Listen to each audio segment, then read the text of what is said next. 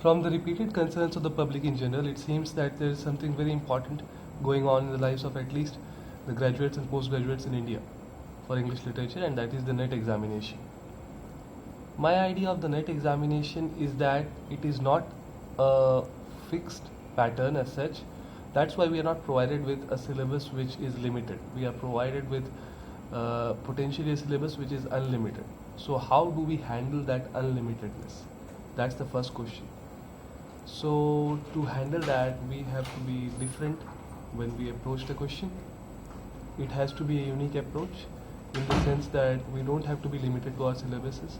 The best idea is to go through the syllabuses of the top two universities and then to compare it with your own syllabus, find out what are the mismatch, and then work on it. The next thing could be to work on your basics.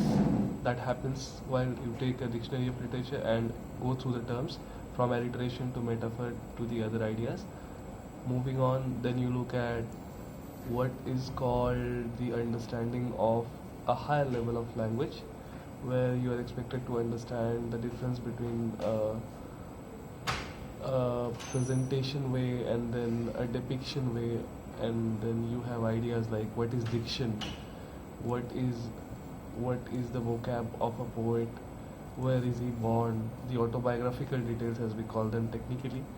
So it is very important to first of all know who are the writers who have impacted English literature. We have to divide the sections and we have to create the idea, the ability to divide the entire syllabus into pieces. So we have to know that it begins in Old English literature and ends for the very practical primary purpose into modern literature, that is the 20th century.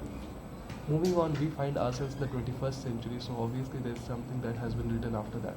Postmodern literature is about that. Moving on from there, we look at the contemporary trends in literature, which include the Indian African writing literature, and we understand that it's not possible to have a cohesive look at the entire canon of literature without going through that. So, what is the way of going through the entire mammoth syllabus? Use the internet. There are sites on the internet that give you proper material. Other than that, if you're studying at a college which is A grade accredited, then you may have teachers who will provide you hints.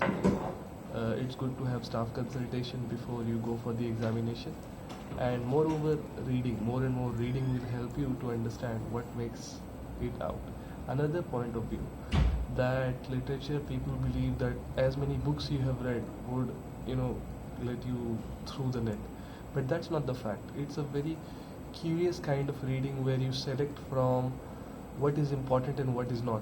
And the trick of what is important and what is not is to be learned on yourself by assessing the question papers, one, and second, to understand what are the major trends and which writers fall within these major trends, because obviously we'll have minor writers in every age.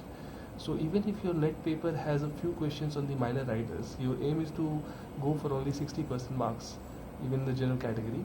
So that will be done if you look for the major writers first and then try to cover the minor writers. So even if you have an above average preparation and not an excellent one, you have chances of clearing it.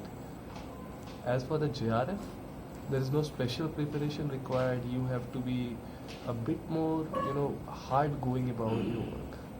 Thank you.